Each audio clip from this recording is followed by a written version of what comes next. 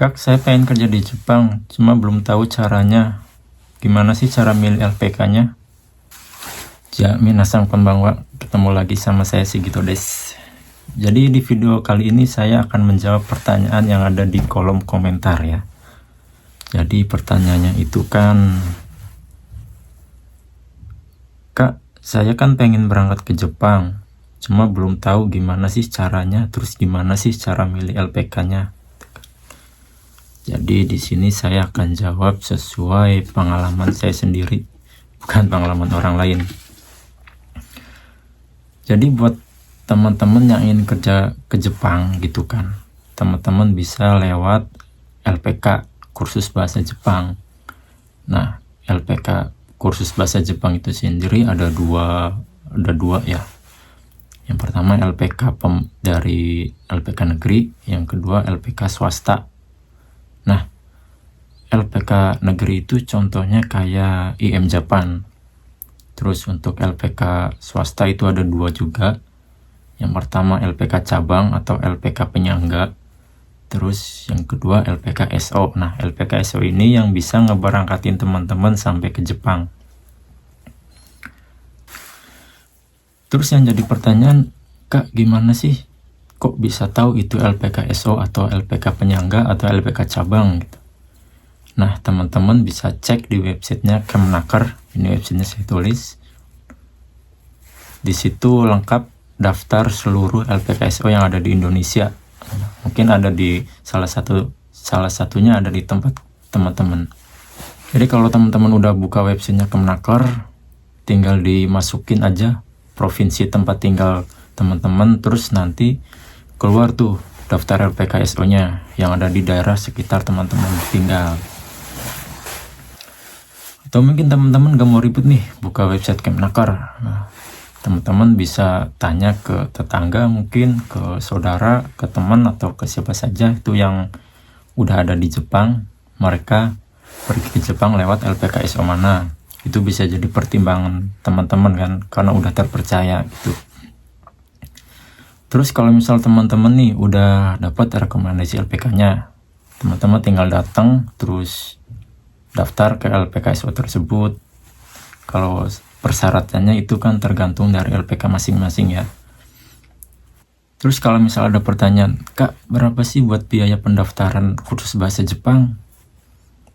Nah, itu tergantung dari LPK-nya. Kalau sesuai pengalaman saya dulu itu saya bayar sekitar 6,5 juta. Itu karena saya masuk LPK cabang ya, atau LPK penyangga. Saya belajar selama 3 bulan di LPK penyangga. Nah, karena LPK penyangga ini kan belum bisa nyediain job ya, jadi belum ada tes di situ. Terus kemudian saya dipindah dari LPK cabang ke LPK SO. Nah, ke LPK SO itu saya bayar sekitar 15 juta. Tapi 15 juta itu nggak semuanya masuk ke LPK SO. Aslinya kalau kita daftar langsung ke LPK SO yang dulu saya pernah belajar bahasa Jepang, itu cuma 8 juta. Sampai kita dapat job. Sisanya kemana? Sisanya ya kesana lah. Nah, LPK SO yang dulu pernah saya belajar itu ada di Majalengka, Jawa Barat. Silakan kalian searching aja LPK yang ada di Majalengka. Terus berapa lama gitu kan belajar bahasa Jepangnya sampai kita dapat job? Kalau dulu saya lumayan lama ya, karena kan dulu masih rame-ramenya virus corona. Jadi sekolah itu, kursus bahasa Jepang itu di tempat saya masih banyak liburnya, karena kan emang dari pemerintah setempat harus nerapin lockdown gitu kan. Jadi kadang seminggu cuma sekali, kadang 2 minggu libur gitu kan. Terus sampai dapat job berapa lama, Kak, itu kan.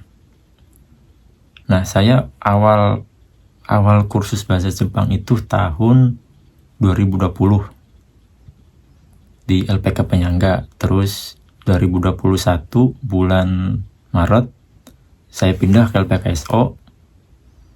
tapi masih ramai COVID gitu kan. Jadi sekolah banyak libur, terus dari KUMI Jepangnya juga job ordernya belum ada, masih sepi gitu kan, masih belum berani ngerekrut pemagang dari Indonesia gitu. Karena di Jepangnya masih ketat. Kemudian di bulan November apa Oktober gitu, tahun 2021 ada job, terus saya ikut job, alhamdulillah lolos. Setelah dinyatain lolos seleksi job, sampai nunggu terbangnya itu sekitar 5 bulanan, ya 5 bulanan kalau nggak salah. Jadi Oktober saya mensetsu atau interview, terus Mei di tahun berikutnya, tahun 2022 saya terbang ke Jepang. Jadi kalau misal teman-teman mau kerja ke Jepang atau mau kursus bahasa Jepang, ya seperti saran saya tadi, teman-teman tinggal buka atau cek websitenya Kemenaker, terus pilih daftar SO-nya yang ada di sekitaran tempat tinggal teman-teman, biar nggak terlalu jauh gitu kan. Kalau saran saya mending langsung masuk ke LPK SO, jadi waktunya nggak terbuang banyak. Harus belajar di LPK penyangga, udah gitu nanti dioper ke LPK SO kan buang-buang waktu juga, dan juga buang-buang biaya. Untuk proses lama belajarnya itu tergantung dari LPK-nya.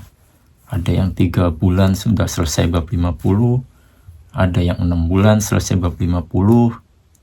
Kalau saya ini tergantung terbilang cukup lama. Jadi cepat atau lamanya itu tergantung dari beberapa faktor. Yang pertama mungkin faktor dari senseinya kan, banyak keperluan atau banyak urusan di LPK-nya, jadi kelas nggak ke-handle. Terus misal kalau ada pertanyaan lagi, Kak, tapi di tempat saya nggak ada LPK SO, adanya LPK penyangga atau LPK cabang, gimana dong gitu kan? Ya nggak apa-apa, nggak masalah gitu kan. Atau nanti dari LPK penyangga teman-teman disalurin ke LPK SO. Cuma seperti yang saya bilang yaitu tadi, dari pindah ke LPK cabang atau penyangga ke LPK SO, biasanya ada biaya lagi, biaya tambahan. Dan biayanya itu setengah masuk ke LPK SO, setengahnya lagi masuk ke biaya ke LPK penyangga. Jadi bisa dibilang lebih mahal, lebih makan waktu, maksudnya waktu belajarnya lebih lama gitu kan. Terus keluar 2 kali biaya, kalau menurut saya ya. Jadi daripada buang-buang waktu, buang-buang biaya, mending langsung daftar ke LPK SO. Kalau di tempat teman-teman nggak ada, ya nggak ada salahnya coba keluar kota itu kan, nyari LPK yang SO. Untuk tempat tinggalnya biasanya LPK SO udah nyediain asrama buat tinggal siswa-siswanya. Jadi nggak perlu bolak-balik ke rumah. Terus kalau teman-teman masih mau nanya lagi nih, Kak, berapa sih biayanya buat berangkat? Misal kita udah lulus job nih, biayanya berapa itu yang diperlukan buat bayar ke LPK-nya buat kita berangkat. Nah, jadi dulu saya pas dinyatakan lolos job, lolos tes itu, saya bayar 2 kali kan, karena emang dari LPK-nya itu dikasih kebijakan 2 kali bayar. Yang pertama bayar itu pas kita dinyatakan lolos tes, lolos job, itu 15 juta. Terus sisanya itu 15 juta bayar pas ketika kita mau berangkat ke Jepang. Jadi di LPK saya dulu itu 30 juta, di LPK SO ya, 30 juta buat biaya berangkat ke Jepang. Jadi total biaya itu dulu 6,5 ke LPK cabang. Terus 15 juta buat pindah dari LPK cabang ke LPK SO.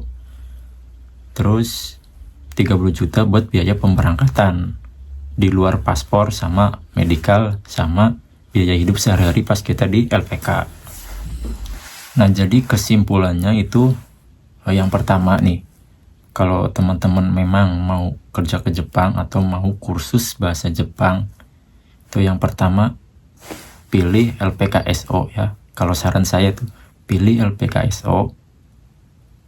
Silahkan teman-teman cari di websitenya Kemenaker atau cari informasi lah. sama teman yang udah berangkat ke Jepang duluan. Terus yang kedua, kalau misal teman-teman udah dapat nih rekomendasi LPK-nya, silahkan teman-teman langsung daftar. Terus nanti kan bayar biaya pendaftaran, tapi sebelum daftar, teman-teman pastiin dulu nih, cek LPK tersebut nih. Biasanya kan di website ada nih, di Google ada tuh ulasan sama rating dari LPK tersebut. Kalau misalkan ratingnya bagus, boleh teman-teman daftar, tuh kan nggak ada salahnya. Terus kalau misal teman-teman udah daftar nih di LPK pilihan teman-teman, ya tinggal ikuti aja proses pembelajarannya. Dari pengenalan huruf, terus cara menulis, huruf hiragana, katakana, sampai masuk bab, sampai selesai bab, sampai dapat job gitu kan. Terus tapi nanti mungkin di tengah-tengah pembelajaran atau di tengah-tengah bab itu ada orderan job dari Komeja Jepang. Kalau misalkan teman-teman masuk kualifikasinya, ikut tes gitu kan. Kalau misal lolos, teman-teman harus nunggu berkas-berkas turun kayak surat kontrak, visa, terus COE atau surat izin tempat tinggal di Jepang. Terus nanti teman-teman juga disuruh buat paspor gitu kan. Oke, jadi mungkin itu saja ya penjelasannya. Gimana sih Kak cara kerja ke Jepang? Gimana sih kalau saya ingin belajar bahasa Jepang? Ya seperti saran saya tadi, teman-teman harus cari atau pilih LPK SO yang udah terpercaya, yang udah pernah ngeberangkatin para pemagang ke Jepang. Karena kalau teman-teman masuk ke LPK penyangga atau LPK cabang itu cuma buang-buang waktu sama buang-buang biaya. Terus sebenarnya prosesnya ini gampang, cuma ya nggak bisa ditunggu-tunggu sih. Maksudnya nggak bisa ditunggu-tunggu itu kapan nih saya berangkat ke Jepang, kapan nih saya berangkat ke Jepang gitu kan. Jadi teman-teman harus sabar, jalani aja prosesnya gitu kan. Jadi sekian dulu video penjelasan dari saya. Kalau misalkan ada yang kurang jelas atau masih bingung, silahkan tanyakan di kolom komentar. Oke, sampai sini saya akhiri. Wassalamualaikum warahmatullahi wabarakatuh. Sukari semedis.